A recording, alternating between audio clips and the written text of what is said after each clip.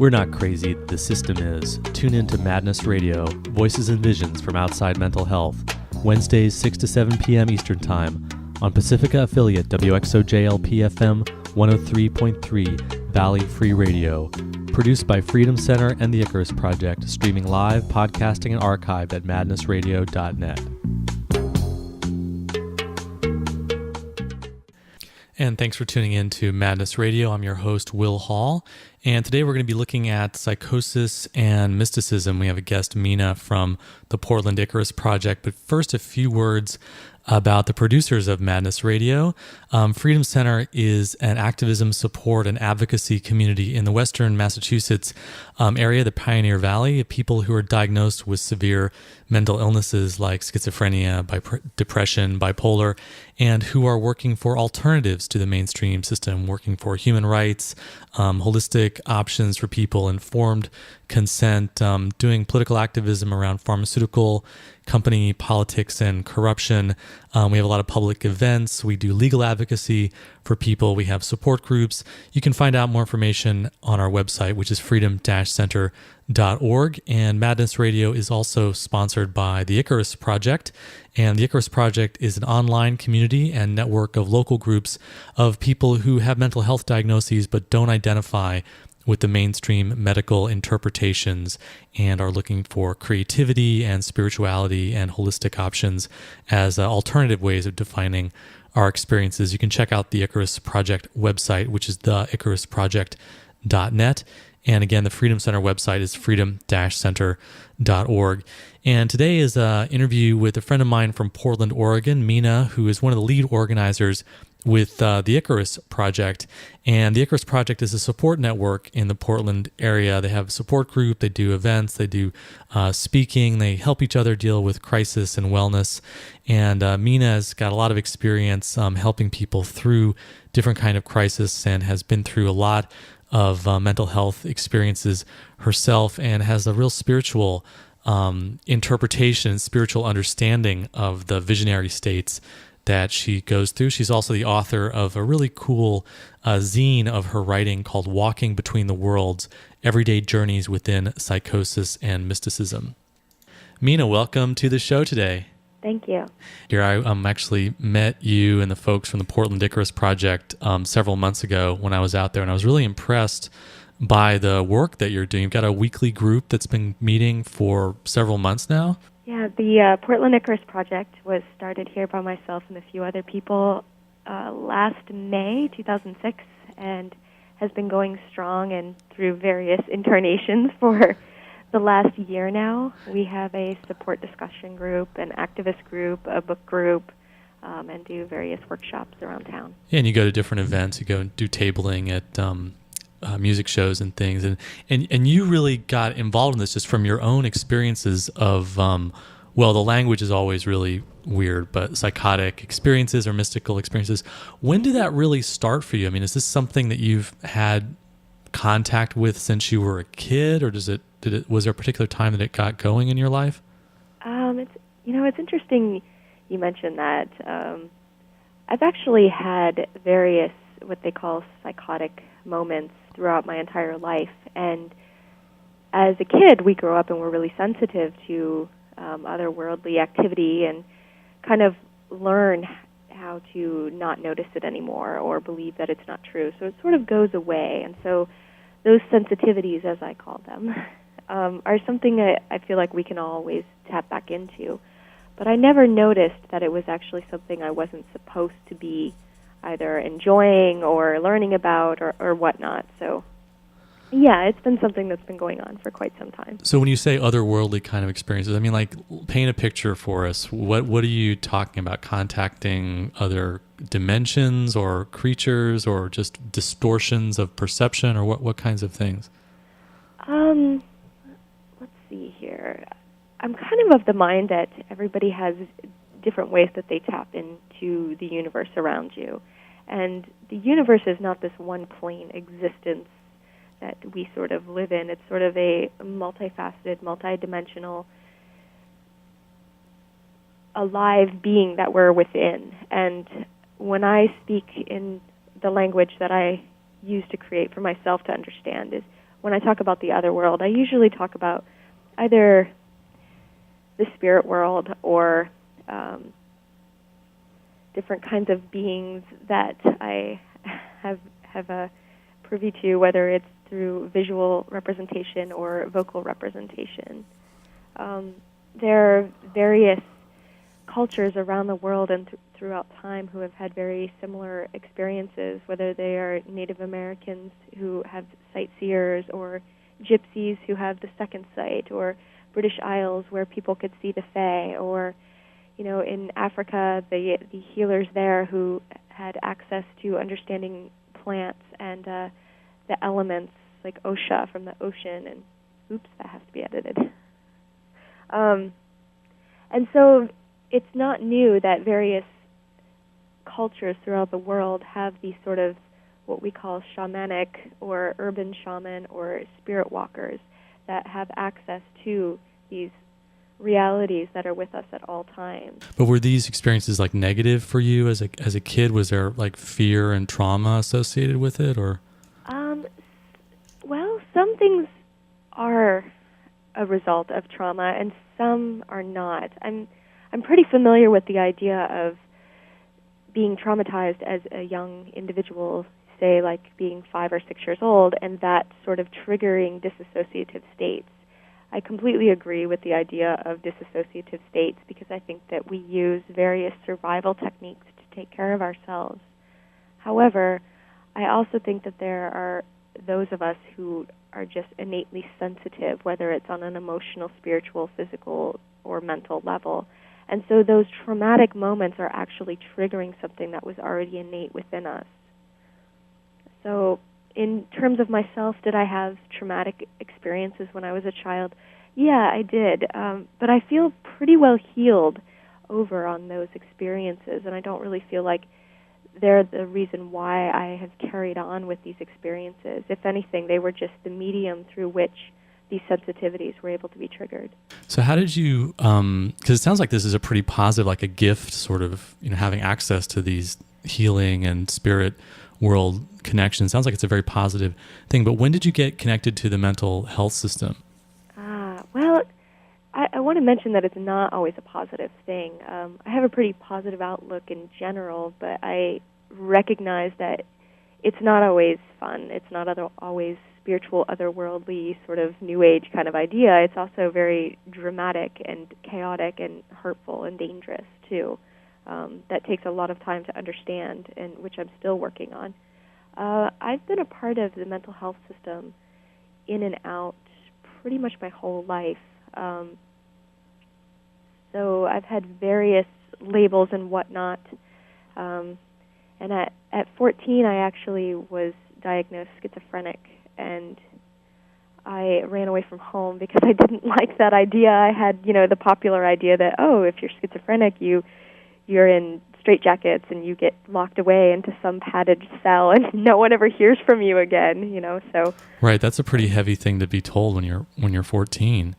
Yeah, it was and the whole setup of it was really bizarre too. So, after many years and me just sort of like rejecting that idea, I'm like, no, that's not me at all, I actually was reintroduced to the mental health system, which I had taken pains to avoid at all costs due to my absolute terror of being locked up, and was actually in and out of hospitals due to suicidal attempts and hearing voices, and was diagnosed with bipolar disorder with psychotic features, which again tended to grow due to the more information that I started giving my doctors once I felt comfortable with them into schizoaffective bipolar type.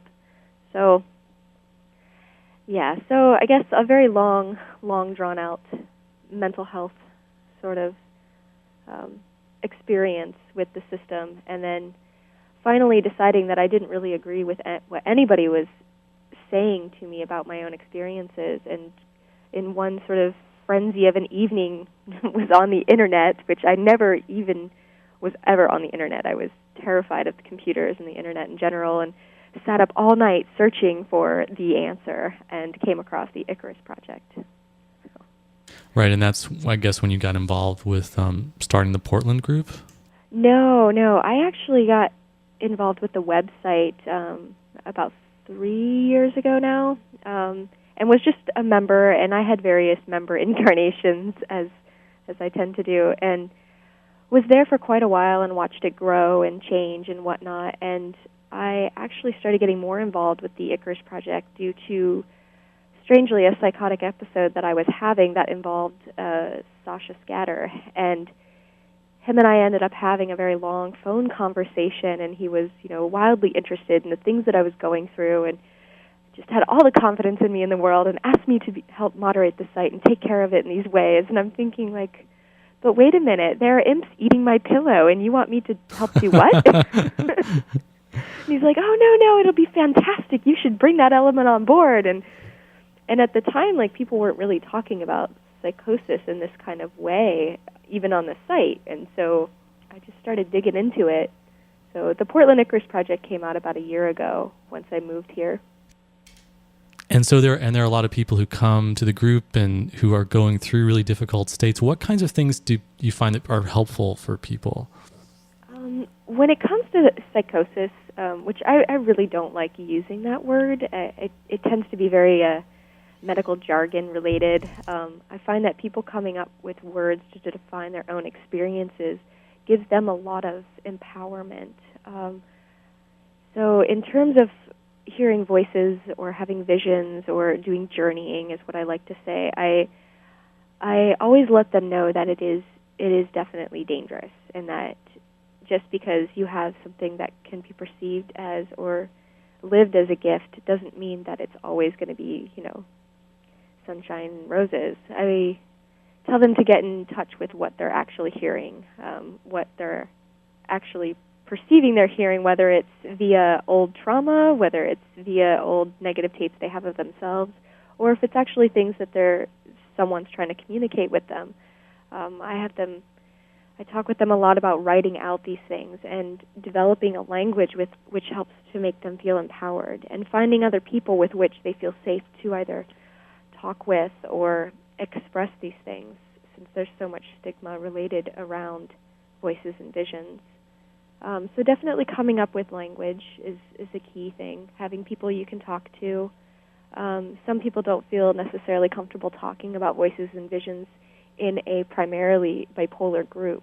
So we'll have outside conversations about how we can start being seen within the community of radical mental health. Because most people, I guess, just go through more like mood swings, like high energy manic states that don't necessarily have those voices and visions, sort of spiritual side to it, and that's sort of the bipolar experience more. Right. And I try not to label anybody's experiences too much, especially in a medical jargon that wasn't created by us in our experiences. But for people who are saying, but I'm in pain, they're calling me a whole slew of names, they're trying to get me to harm myself. So one of the big things when it comes to negative voice talk or negative visions is to find out what they want. Why are they trying to harm you? What are they doing to you? And how is it that you can put up a boundary to separate yourself? Really good grounding meditation techniques, remembering to breathe, remembering to visualize being in a bubble, so that you can start bringing your own core self back to yourself, so you're not flying off in a bunch of different directions, feeling as though you have absolutely no control over anything. And making sure they're having good nutrition. There's a lot of things that trigger psychotic-like elements, too much caffeine, having a wheat intolerance or gluten intolerance, alcohol, marijuana at times, various different, even psych medications, so various different kinds of elements that we put in our body that we think are helping or self-medicating actually lead to these continued states of unhealthy psychosis. So you were on medications for a while. Was that helpful to you, or how did that go for you? Let's see. At first, they weren't helpful at all, just because we hadn't found the right mix. I found that one of the more heavy-duty antipsychotics was really helpful in a sense of like stuffing down those things, but I couldn't necessarily like walk or talk on a regular basis. And there were actually a few medications I was on that worked quite well in helping me. I was in school at the time, and so they really helped me to stay somewhat focused in terms of school. However, I had to give up certain elements of myself, like memory, concentration, dream life, sensitivity, orgasm, things that were still innate to who I was, but some pretty important things there, actually. Definitely very important things, but I felt that since I was in school, I could it was sort of a give or take, like, okay, I want to finish school, but to do that, I need to let go of these things. And so when I was through with school, I decided that medication wasn't best for me. But there were things leading up to that, like the medication seemed to not be working anymore, and it didn't matter the combination that I took. I started having really bad interactions with the medications, feeling homicidal and then extremely suicidal, and I was still having voices and visions, and this time they were at like a more extreme quality where they felt very dangerous. And do you think the medications might have been contributing to some of the worsening of that? I believe so. Maybe not for the same reasons that are out there. I do think it is sort of a messing with the chemicals of your mind. Having taken quite a few pre-medical sciences, I definitely think it messes with the chemistry in a sense, but I also feel like there's this mind-body-spirit element that we don't give enough rise to here in Western society, that these voices and visions and these sensitivities, whether you're just feeling extreme connectedness to the world or extreme depression or whatever you want to call it, like they're still coming to us for a reason. There's still a purpose to them. And so I felt like the medications weren't necessarily curing anything. They were just sort of like holding a net over this stuff. And so finally, the stuff itself was saying, my mind-body connection saying, I'm tired of this. I don't want to do this anymore. So we're going to find cracks in this net here, and sort of pushing its way up. I think there's a type of idea behind that called spiritual emergence that I haven't necessarily looked into too much, but it's the idea that your spirit decides that it's in crisis and it needs to be releasing something in order for you to learn a lesson or a journey or whatnot. And so it pushes you through into a hyper state for you to be able to pay attention, basically, and say, oh, this is something I need to look at. So you were never really a believer in the kind of medical message that, oh, you've got schizophrenia, you have to take drugs, that's just the end of the story. You always had a belief that, actually you could navigate without medication, maybe if you didn't have the pressures of being in school or you had the right context. And how was it easy to get off the meds, or was it a struggle, or is it adjustment? Did you go through an adjustment period, or? Well, there's actually two statements within what you're saying. I always felt like, I never felt like being able to hear things or see things was necessarily wrong or bad or detrimental. I did feel like at times it got out of hand, and I did need to learn tools, and the medications were not necessarily giving me those tools. But in terms of finding those tools, I needed to have a base in order to start with. And I did feel like at the time the medication held back things far enough that I was able to continue on a regular yoga practice, continue looking at my diet. So when I did decide to go off medications, it was really, really difficult. It actually was through a rough and tumble sort of period where I actually ended up in the hospital due to one of the medications. And after that point, I decided I wasn't doing this anymore. I was not going to be on these medications because they were obviously more of a threat to my life than I was. So one medication in particular I went slowly off of, but the other 3 medications I was on, I pretty much stopped. And it was absolutely the most horrible experience.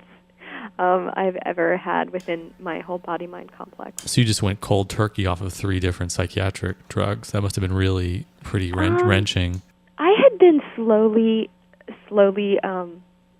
coming down from them. I think sort of subconsciously I had decided months beforehand that I was not going to be taking these meds anymore. So I had been sort of playing around, like slowly taking myself off certain ones, especially the antipsychotics and SSRIs. I was slowly coming down off of those because I knew that it was necessary, but I hadn't actually decided when I was going to go off. I just knew that sometime in the future. And so normally I'm a huge advocate of myself or other people, whether it's trying out new foods or an herb, to always go very, very slow. So subconsciously I was going very slow, but after I got into the hospital and I sort of had 3 days where they sort of took me off all those old meds and were pumping me full of new ones, I decided, this is not going to be what's best for me. So, which was the drug that was causing so many problems? You said there was one in particular that was really problematic. The Wellbutrin was the one that caused a lot of problems for me. I'd gone through a whole slew of drugs in my life, and the SSRIs weren't really working for me, and so I decided to try Wellbutrin, and it completely shifted my entire personality. I was extremely aggressive. I was extremely homicidal. I was extremely suicidal in this way that was just very not like me. I'm pretty giggly and wiggly, and I was none of those things. I was very to the point business in such an aggressive manner that my newfound friends of the Portland Icarus Project were really concerned whether or not I was like this all the time. Yeah, that's kind of, because I know it's kind of hard to imagine Mina as an aggressive, homicidal character. But now you're totally off all the medication. What kinds of things do you do to kind of keep yourself? And it sounds like you now have access to these spirit worlds. But what do you do to kind of navigate? And how do you kind of keep yourself grounded at the same time having access to those states? I'm definitely not an expert. I think, well, let me say that in going off of medication, it takes a lot of support from your community and the people that you know in your life, because it's really ugly. It's really, really ugly. You question what emotions are yours. You question whether or not you should actually really be on them. You sort of go into this rebound phase where everything, your depression, your mania, your psychosis, your voices, your visions, everything starts flooding you at once as things are leaving your system. Yeah, your brain chemistry is adjusting to this whole new... Your brain chemistry, your body, the things that are stored within your muscles and your tissue, your emotions, everything. It's a detoxification process. Absolutely. And so in order to aid that process, I was actually homeless, living in a van, and had no job, which I think worked to my advantage, to be honest, because I could just... Well, maybe you wouldn't recommend that, but it seemed at the moment, at the time, it worked. No, I wouldn't recommend that at all. Yeah. And I didn't drive. My van was parked somewhere. I just pretty much sat in there and screamed and freaked out and hugged trees and walked around at night and made sure somebody was following me. And which was part of the story here is there was really nowhere else for you to go. It wasn't like there was a lot of mental health residences that would allow you to just have some safe sanctuary to kind of detox from the drugs, which is one of the things that we've been calling for as a movement.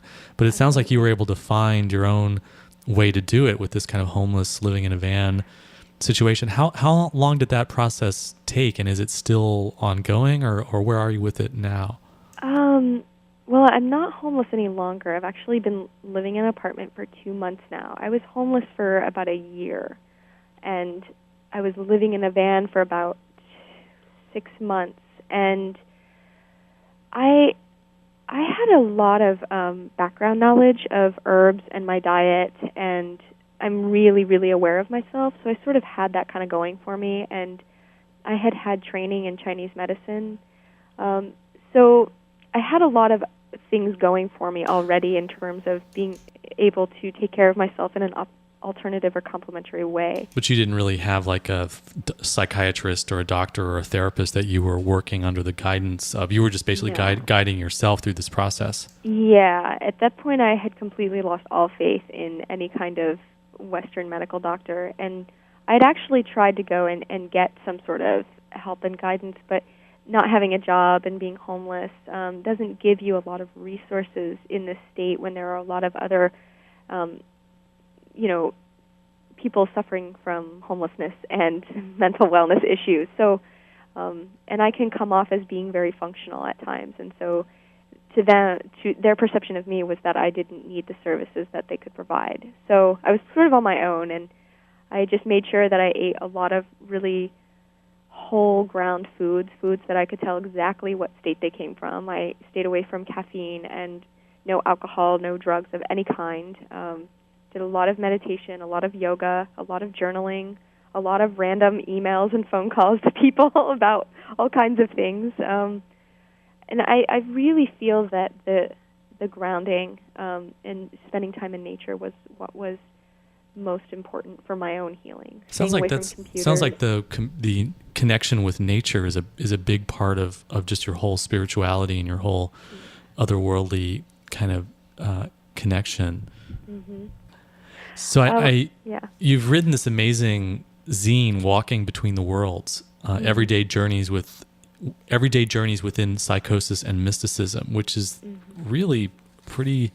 I mean, there's just so much stuff in here about all your different experiences and struggling with different states of consciousness. And do you want to read some of this for us? Because I think it's really pretty amazing. And I want to make sure and give people an opportunity to contact you and then get a copy of it. Sure. I love the different titles. You know you're wildly manic when. You know you're outrageously psychotic when. You know you're deeply depressed when. Yeah, this is a. I had never written a zine before. I write lots and lots of stuff, and we were actually doing the Portland Zine Symposium last year for the first time, and we didn't have anything, and so I was like, oh, no problem, I'll write a zine. Mania can be helpful sometimes. Oh my gosh, yes. And I was still on Wellbutrin at the time, which gives you a lot of energy, and I was like, I could write this, no problem, and sat up for like 2 weeks straight and just sort of cut and pasted and wrote and whatever. So anyways, this is the product of that, which is actually in the process of being turned into a book. So it's pretty exciting. That's going to be Microcosm Publishing is going to do it? I don't know yet. I don't know, actually. Yeah. Well, congratulations, because it's a pretty cool thing. So thank you very much. Let's see. So some of this are actually posts from the Icarus Project website, but so some things have changed since then. This was still in the me figuring it out phase of it all. So this reading is called Manic Nights, Depressive Mornings, and Twilight Psychosis. So she comes up on you in a sneaky sort of way, convincing you that you really are, that your experiences were just like everyone else's. You are fine, having a good time, relax. But then it turns into 3 poems, a metal symphony, 2 letters, and a drawing, all simultaneously being conducted in your mind via your third eye. Yes, all the connections are clear. Why were you so blind before? Good thing you've had 3 phone calls that you can't remember a word of, or who they were to confirm the meaning of it all. Right, yes, very colorful, but someone is messing with the visuals because they are laughing so loud. It's hampering your brain waves. So you look around ready to tell them off, when you see that you are alone on a deserted street at 4 a.m. Where am I going? What city am I in? How did I get here? Oh, right, my magic carpet, the one I'm trailing behind me that masks itself as a backpack. We should be making a movie about interstellar manic space travel and how it is only possible for those with the mutant gene, and will take over the world teaching everyone how to use their psionic powers right before one of us becomes president and blows up the pharmaceutical companies to liberate our mutant family members. I could make that film. And in fact, I will while writing it and playing some abstract role and directing the adventure. Now who could play me? Has this been done? Well, we'll do it better. Get on the bus, throw manic parties like the merry pranksters. Yes, it is all so clear now as to what I have to do. Now I just need to cross the street and figure out which direction to go in. As I am walking, I become aware that there are music notes in my hands and a song in my voice that I belt out while lying in the grass, staring up at the trees. They are trying to sing with me, but their voices are too high and it hurts my ears. So I pick up a leaf and stir at the veins to drown out the noise that threatens to make me bleed. I can hear you. Please tone it down. The tense of who I am changes with each parallel world I speak through while conversing with the trees. So the next night, when the moon comes up and her silver rays boil my blood with renewed energy and creativity, I realize that I am far gone and without a safety net. Quick, swallow some more pills before I take off again to Chiron to meet Pluto for a love affair. There is no skin left to bleed in an attempt to push my spirit back into my body. So please, please just go to sleep, I plead with myself. As high as I was in the sky before the night passed, I know that I'm going to crash land, going past Earth's crust to Hades, where I would be condemned to think about all the destruction I have caused. The hot tears spilling down my face have a purpose, a memory, a reminder. Each one is filled with an appeal to the moon to leave me be or teach me better skills, and nothing can cool the shame, not even the fifth ice-cold shower with my face pressed against the white porcelain. You know if you leave the shower, it's just going to start all over again, so I might as well stay where I will end up. No more climbing bridges, tempting the air currents. No more late-night walks and talks with strangers. No more hate-filled, confusing emails to people that have no idea why you are so angry. No more mad phone calls about things you can't remember. No more heart-wrenching sobbing with the realization that Gaia is dying and that you can do nothing to stop it.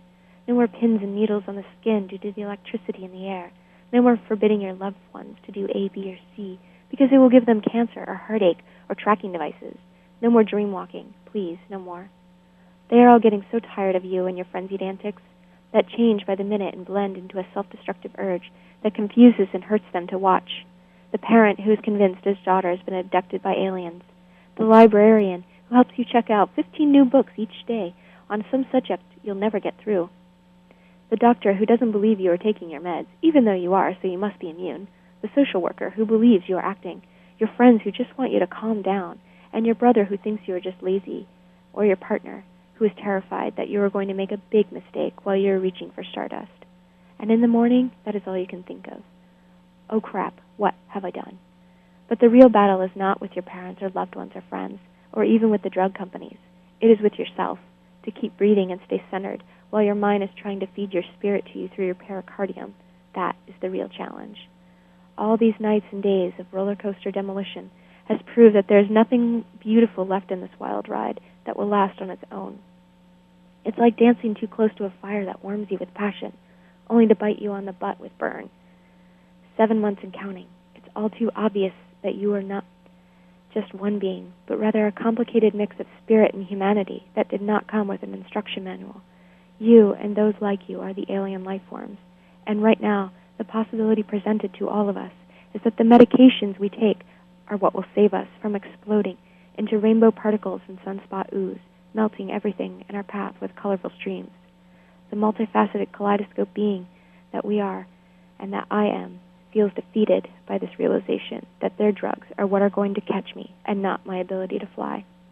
You know you are outrageously psychotic when the drawings you create come alive and move within the pages, threatening to come out into the world and play. While normally this sounds like a lot of fun, you have been drawing monsters of late, and you put your rubber bands over, because you can't find any rope, the sketchbook to keep them in and decide not to draw for a month. You actively search for Hogwarts School of Witchcraft and Wizardry. The city becomes more of a trigger than usual, forcing you to spend nights sleeping or wandering around in parks because you are too far away from any forest. You actively have conversations in broad daylight with trees, and people ask if you are okay, which annoys you to no end because they are being rude and interrupting something important. You know you are outrageously psychotic when the mirrors start to waver and they come crawling out. When the other world feels like home and much more welcoming, and you are trying desperately to figure out a way to stay there, or at least visit regularly without completely unraveling. You know you are deeply depressed when, if someone says one more time, "Don't worry so much," or "cheer up," you know you will commit homicide. You think sugar can nourish yourself completely on. You're paranoid that there is hate mail in your email account, so you check it 50 times an hour. There is no mail in your inbox at all, and so you take this as a clear sign that no one likes you. Your zits have become a map of all the mistakes you have made. You can't stop crying. You think your heart has stopped working. You decided to talk to God, even though you don't believe in it per se, and the cat answers. You have to talk yourself into going to the loo. You know you're deeply depressed when you realize it's all coming down around you, but you can't remember what your own voice sounds like, so you call up a stranger to remind yourself that you have one. That all you want to do is sleep into nothingness, but the nothingness has settled over your heart, which you have conveniently mailed to Avalon for safekeeping. The depression hangs on you like smog, and you really want to bury yourself in the snow for the next 600 years, but it's not snowing, and you don't have the energy to get to anyone. You think stopping your meds is the only way to climb up out of this hellhole called your life. When reading email is the only contact with people you even want to have, and remember, it is all that you have right now. The only real friends you have left, because you have alienated or pissed off the rest, are the imps. When you are thinking of murdering your friend when she arrives at your door unannounced to drag you off to lunch in the fresh air because she has had enough of your self-loathing. You know you're deeply depressed when you curl around her pillow pretending it's human and it's the only source of comfort you have and the closest thing you've had to a hug in months. A friend gives you some condoms so you'll be prepared, but you stare at them and can't remember how they work or what you will ever do with them, and somehow this is so incredibly funny that you want to cry. You know you're incredibly depressed when you search for famously dead people so that you can feel some sort of solidarity. So if you're just tuning in, we're talking to Mina from the Portland Icarus Project about her experiences with madness and the mental health system and mystical states. Mina, when was that written again? That was written last year during the summer.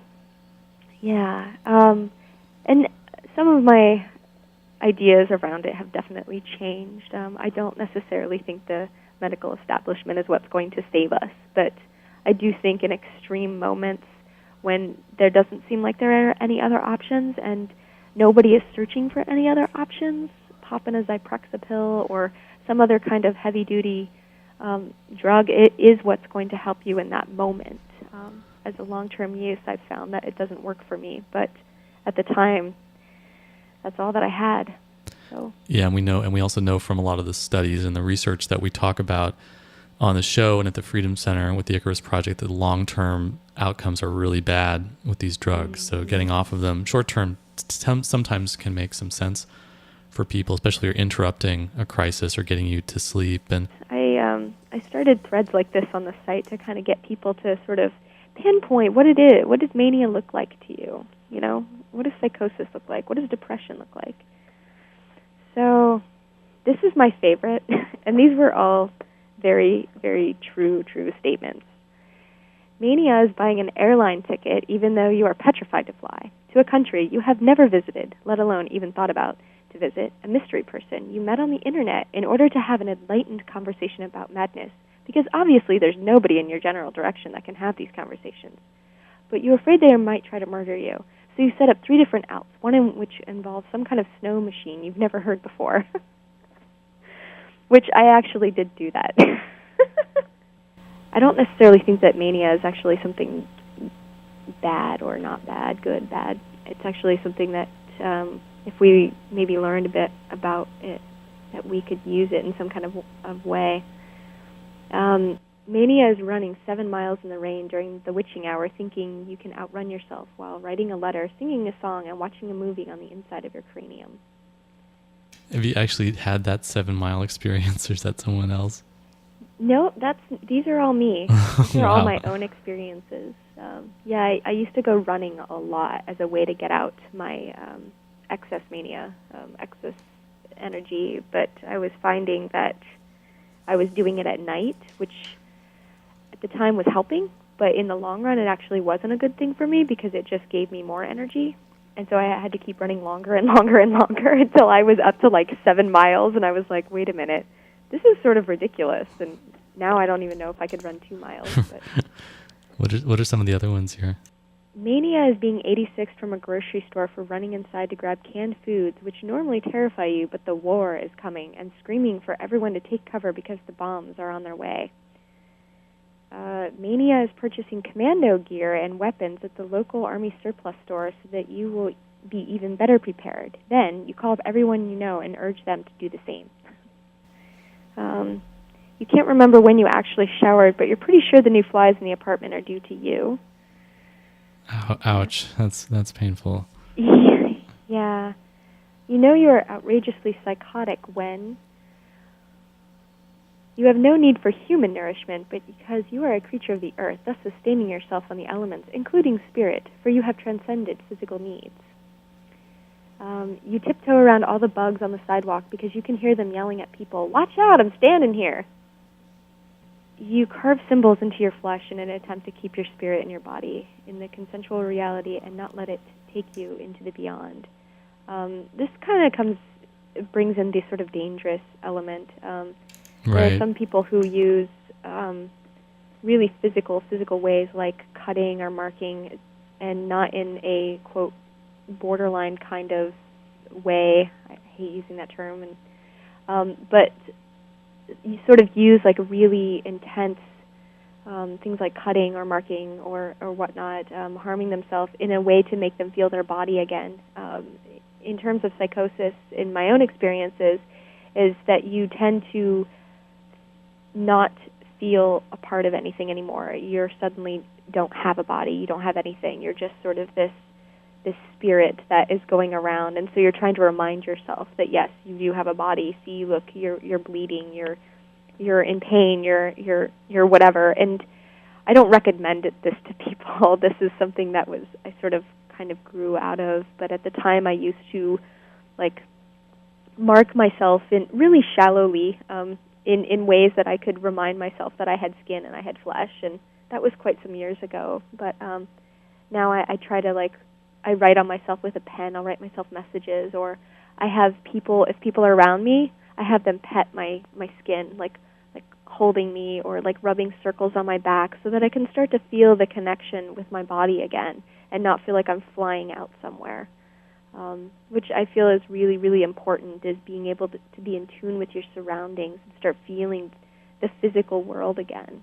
Yeah, that brings up for me something we were talking about before, when people are in a state or some place or some plane of consciousness and they can't really seem to communicate about what they need. I mean, what are some of the things that you've learned from you're being part of the Portland Icarus group in turn to help people like that or respond to them when they're in those states and it's really hard to communicate with them?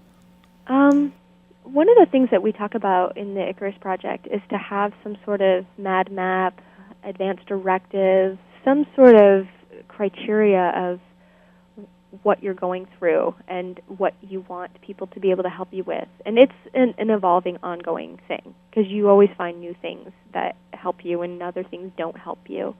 One of the things that we talk about is code words. You can't necessarily describe what you're in at the time. It can be either too hard to talk, or you don't have the right language, or you're not really even making any sense. And so having code words that describe those states that you usually get from hindsight, you're not going to really know them at the time, and letting people know what those mean.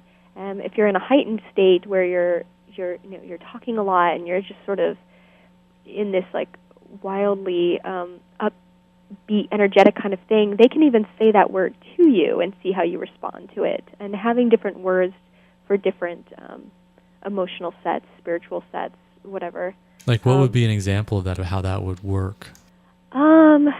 Okay, like when there's a code word that I use when I'm getting into this sort of, I'm sucking down in sort of state where I'm starting to lose touch with reality, and I'm also losing the ability to speak.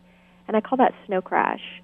So it sort of reminds me of, not necessarily so much the book, but sort of like you look at the TV and the TV goes blank and there's all that snowy stuff, and then sometimes the TV will go out. And actually, I remember being around you when you go into those states. It's really scary. It's like you're gone. Yeah, so you've crashed. You're basically crashed, and snow can fall very quickly without really seeing. You look 1 second, it's like, oh, it's snowing. The next second, there's 5 inches outside. So snow crash is sort of like this idea of like, hey, I'm slipping down. And sometimes I can't even say that, but if you at least know what it looks like, you know what to do.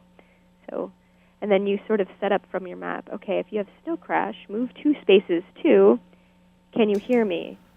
Saying my name, saying nice things, removing sort of external elements that are triggering, lightly touching of the shoulders and arms, never the head, And so we try to set up like having code words, having things that are safe for you, having things that are not safe for you, people that are safe, people that are not safe, using herbs, not using herbs, using flower essences, not using flower essences, and sort of becoming aware. And you're sort of testing yourself each time. Like, okay, you try this. Will this work? Okay, that made you worse. Let's not try that next time. So you're sort of testing yourself over and over again, coming up with information. So the Portland community has got a whole network of people who are sharing this information with each other and know how to respond when someone goes into one of these states. It's definitely growing. One of the things we touch on is that these states are really terrifying, not just for the people that are going through them, but for the people involved. You see someone and they're screaming at the top of their lungs about things that you cannot see and you cannot hear. It's going to be pretty scary, and it's going to be pretty triggering to them as well if they're having their own stuff going on. And so really making sure that the people around you are in a good place. Not like, oh, I'm going to freak out today. Do you think you're in a good place for that? Like, not like that, but, right. Having sort of like a phone tree set up in a sense. Like, there were a couple people near me when I was going through something, and they didn't feel like they could help me. So they called another friend and said, hey, how are you feeling? Do you think you can come down and help us with this? Some people want to go to the hospital. That makes them feel safe. Other people do not feel safe at the hospital. They want to be in a park. They want to be near trees. They want to just ride through the experience instead of jumping to that, oh, we should take them to the hospital. So, yeah, because that's what usually happens is that people say, well, this person's freaking out. I'm not an expert. You're not an expert. So let's call the experts. And then you end up calling emergency services or 911. And then the person is on a conveyor belt, which for some people might be helpful for them, but for a lot of people isn't. And for a lot of people can be very traumatizing and very harmful and even violent to the person, make them worse. So, but it's important, like you said, to not rule that out. The question is really what does the person themselves want? And a lot of the work, it sounds like, happens, between the states, that you've got an ongoing, that there's not like this shame that you can't talk about it, that you have these places that you go, that you actually have the freedom with your friends to say, hey, sometimes this is where I go, and these are the code words I want to use, and this is what I want you to do when you hear the code words. And if I think that's why it's valuable to have groups like the Icarus Project and the Freedom Center, because it's a mutual thing. It's like, I'm willing to help you because I know that you're going to help me out when I go into those states as well. Are there places where, it feels like really scary and dangerous, when the person just is like really not responding, there's no communication, there are no code words, and what do you kind of do in those sort of situations? Someone who may show up at the group that you don't know, or they go into something that's totally unexpected and it starts to feel like scary for people. We do a lot of check-ins with people to see how they're doing before or after an event, if something like that's happening. And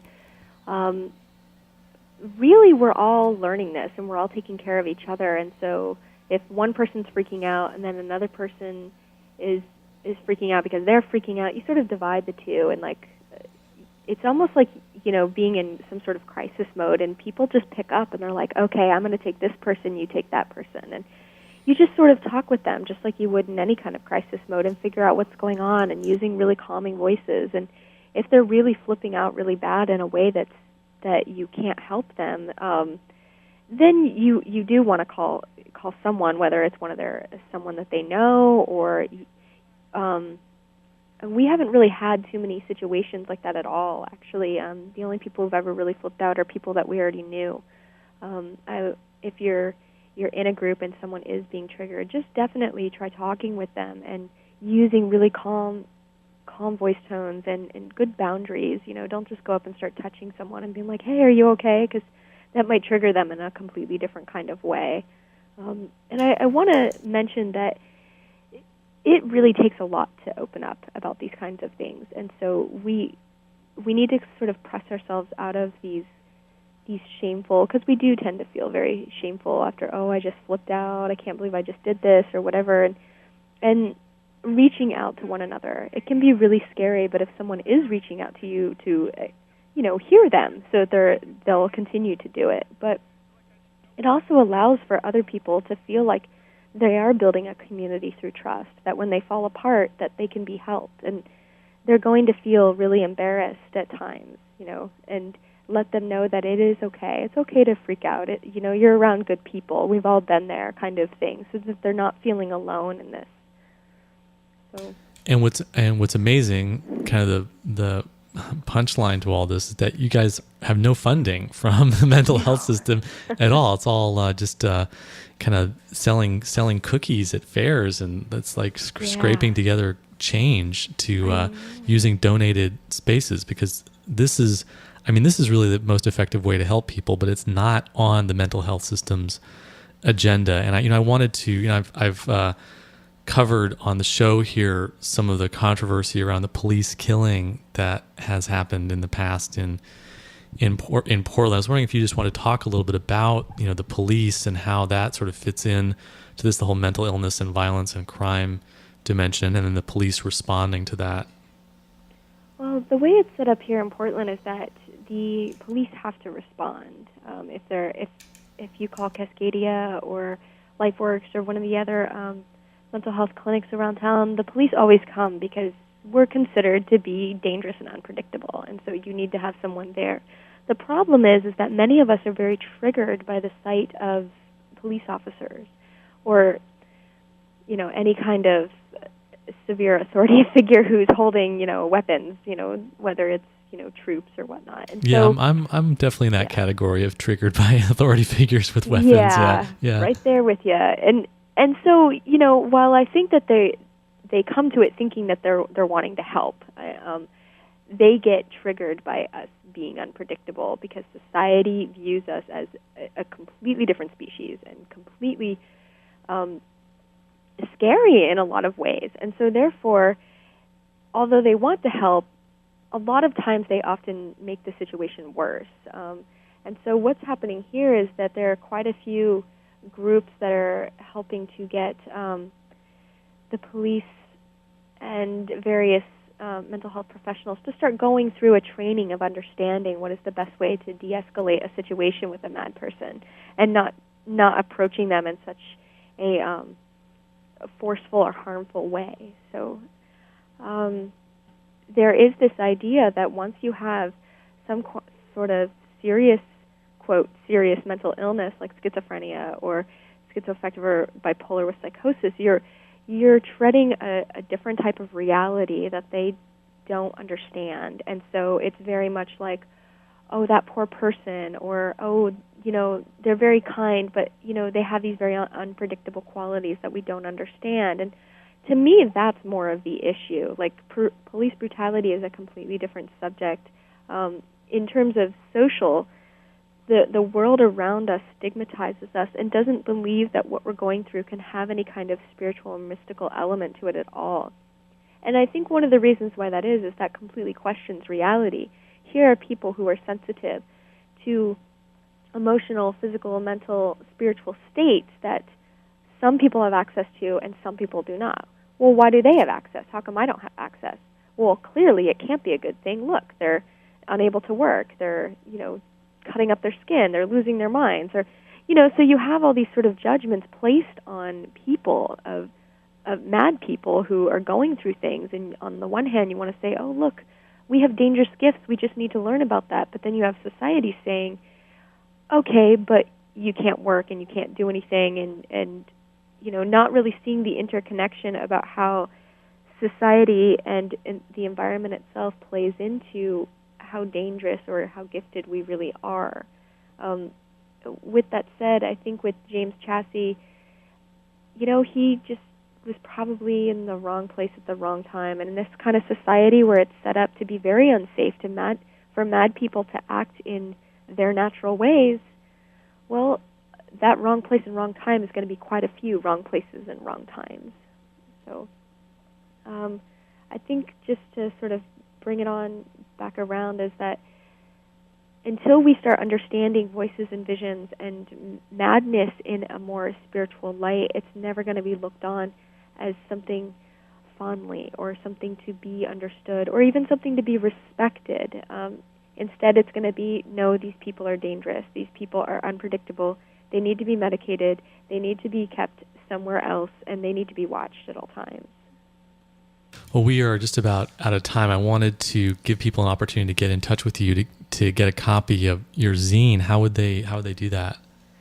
Sure, they would do that they can contact me at Mina at the Icarus Project. It's MINA at the Icarus, ICARUS project.net. There's also some available via Reading Frenzy if you're local and in the area at Portland, Oregon, not Portland, Maine. So those are probably the best ways to get a hold of that. Yeah, and people can also get in touch through the IcarusProject.net website. Well, cool. Well, thanks a lot for joining us today on the show. Thank you for having me. Take care of yourselves. Thanks a lot. You've been listening to an interview with Mina from the Portand Icarus Project, talking about her zine, Walking Between the Worlds, Everyday Journeys Within Psychosis and Mysticism, and also about her experiences as someone who's diagnosed with schizoaffective disorder, schizophrenia.